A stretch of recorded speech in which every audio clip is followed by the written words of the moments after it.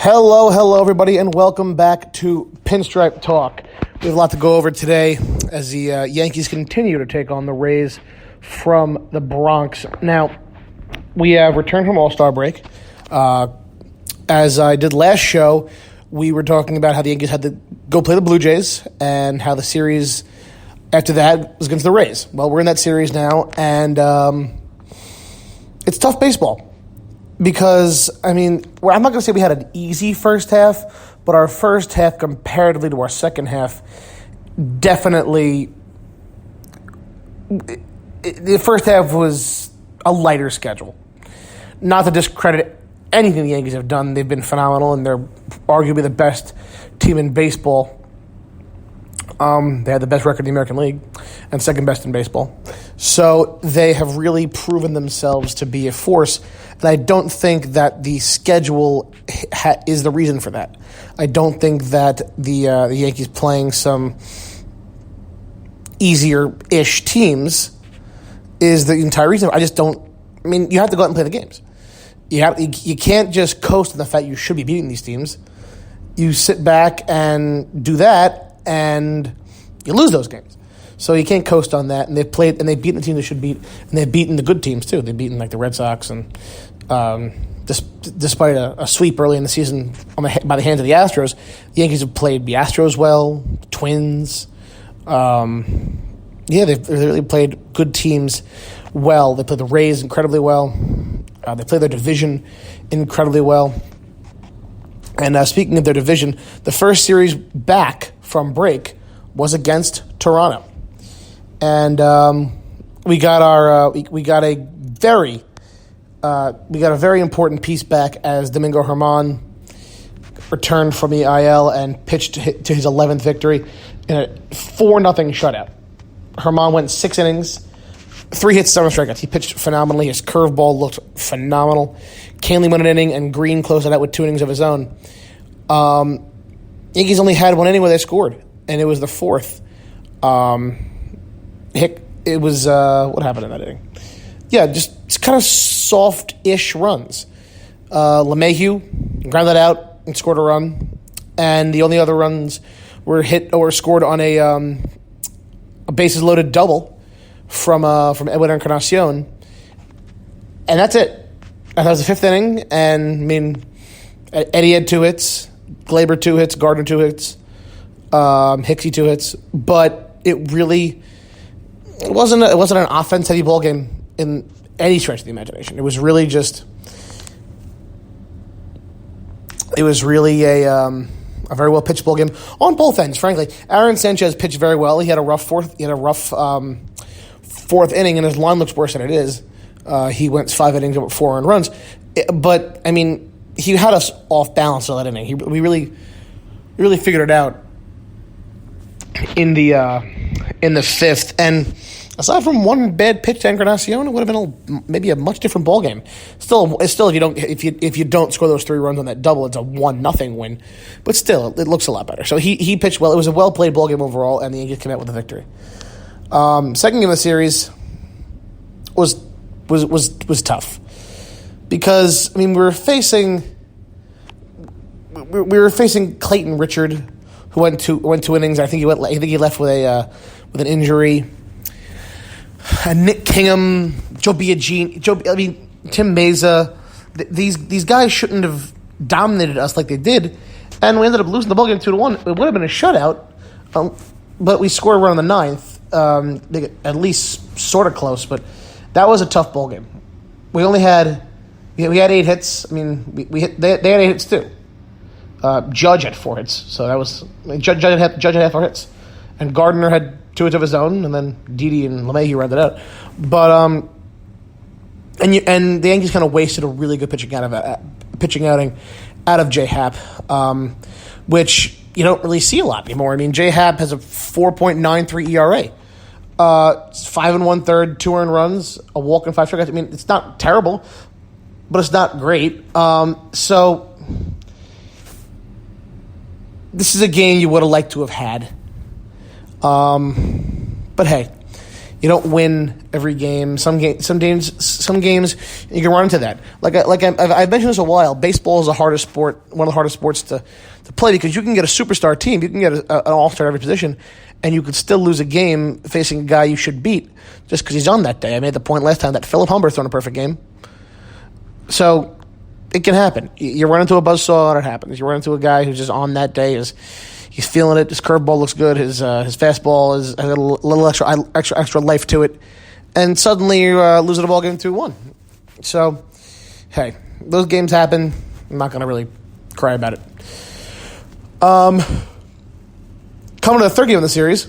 So we go into this with the series tied. And, again, another well-played ball game on all ends. Tanaka pitched pretty well. 6 innings, 2 earned runs.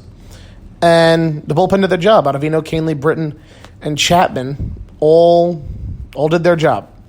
We had 10 hits in the ball game. Judge at 2, another multi-hit game for Judge. A multi-hit game for Voit.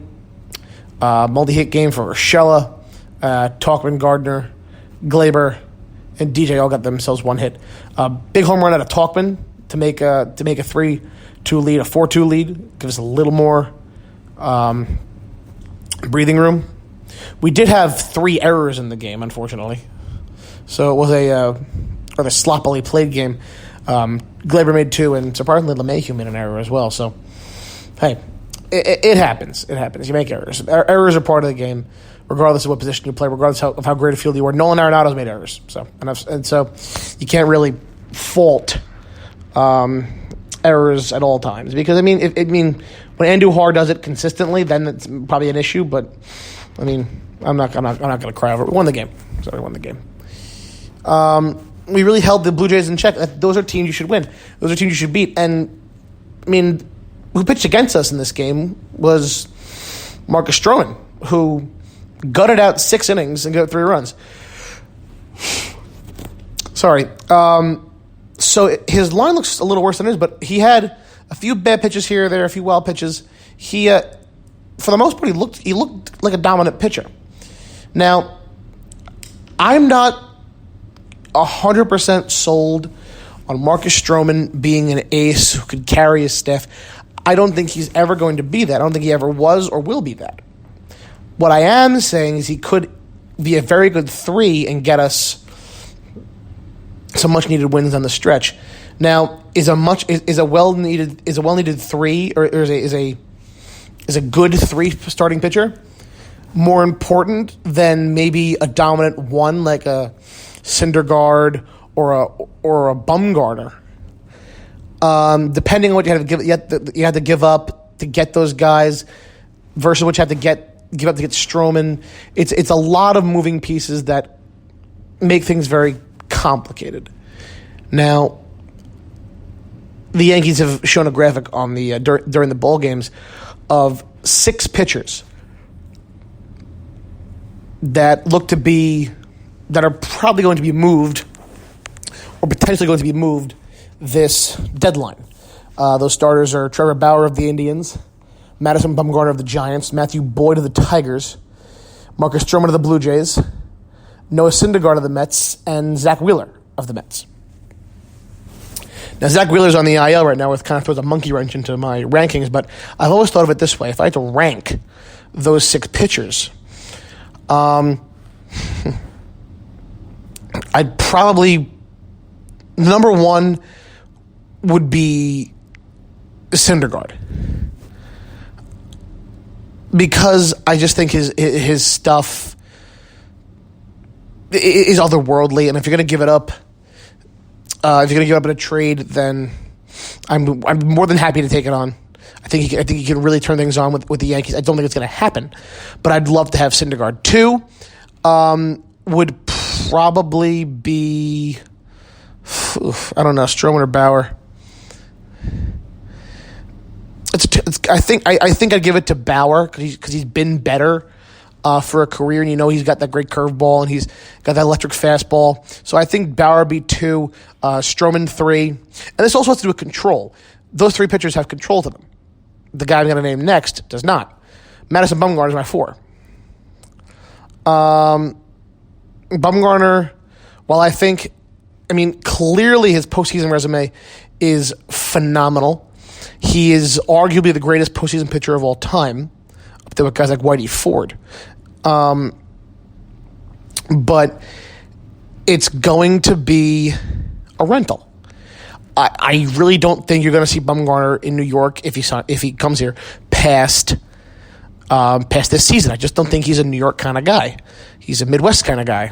I'm even surprised he pitched so well in San Francisco, the counterculture and backwardsness that San Francisco has to offer. But he definitely does not seem like a man who wants to be in the Brightlets of New York.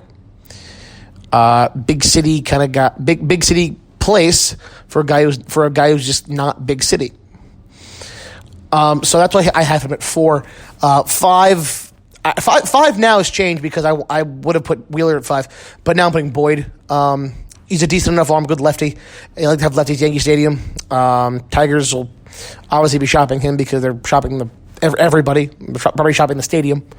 So I could definitely see the Yankees getting him. And my 6 of that list is Zach Wheeler, just because he's injured. He'd be higher if he wasn't. He'd be probably 5th if he was healthy, but I don't like the injury. He's been injured other times in his career. I just don't believe he can stay healthy for the stretch run, and I also don't believe he's a difference maker. I don't believe he's that kind of premier starting pitcher that we need in order to really lock up the division. Now, someone like Syndergaard, I think, can be. Syndergaard, I'd be very happy if they got. Syndergaard, in order for him to come to the Bronx, would probably require us giving up Frazier. I'm almost definitely require giving up Frazier. Plus, might be Frazier and a Florial. And the Yankees also never trade with the Mets, so I can recall a Yankee Red Sox trade more recently than I can recall a Yankee Met trade. Yankees and Red Sox made a deal in 2014 for Stephen Drew. So I remember them getting Stephen Drew from the Red Sox. I remember a Yankee Red Sox trade. I was actually in Boston at the time. But I can't recall a Yankee Met trade. I just don't see them happening. They just don't like it. And that partially has to do with I don't think Brodie Van Wagenen is going to admit his faults and admit that, you know what, I got it wrong. We got to tear it down. We got to get rid of these guys. We got to rebuild and retool. Because he had a productive offseason. He did a lot this offseason. He got Edwin Diaz and Jeurys Familia and Wilson Ramos. I'm probably forgetting up Justin Wilson to bolster their bullpen. He got Cano. I mean, Jed Lowry hasn't hit the field yet. But, I mean, he's really made moves. Keon Broxton, the guy.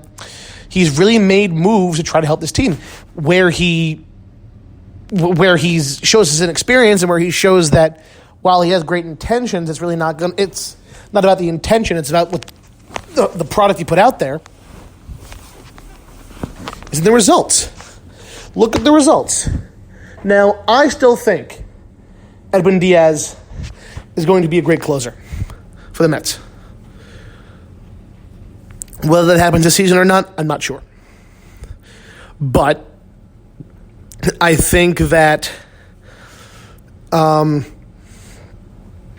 other guy got in that deal, the Mariners were jumping up and down in their offices when they got rid of Cano. And that's why, I mean, baseball fans know this, but that's why they were comfortable giving up Edwin Diaz, a 24-year-old flamethrower who you really shouldn't be giving away. They were comfortable giving him away because they took on the horrible contract of Robinson Cano. You got to give to get, or get to give, I suppose.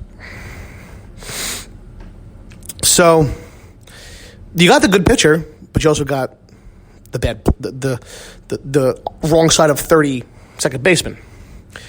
And it turns out that Edwin Diaz is having a crappy year. He He's not the player he looked like in Seattle. He's not the closer that he was last season, who had 50-plus saves. He's